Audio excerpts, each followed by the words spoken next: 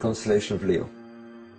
So the 70 days are bracketed by Leo and a point somewhere above Orion.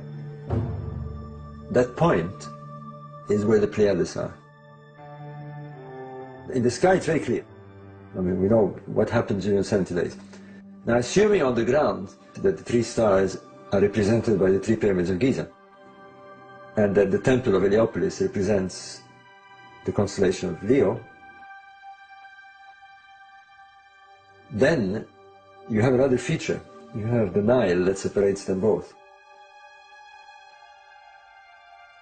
Similarly in the sky, the sun at the beginning of these 70 days is about to cross the Milky Way and head towards Leo.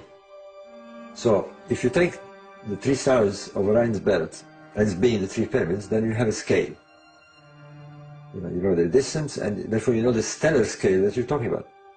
And if you use that scale, you work on the same scale, then the position of Abu Sir fits the Pleiades. And surprisingly, there are 6 pyramids there, and there are 6 or 7 stars there, and they seem to be in a cluster. And indeed, the sun's path is just below the Pleiades. It's not through them, just below them. And odd enough, we find the sun temples just below the Abu Sir pyramids. So we've got sun temple to sun temple. I now call it sun stations. It looks like these were the stations that on the ground the solar king performed these 70 days rituals.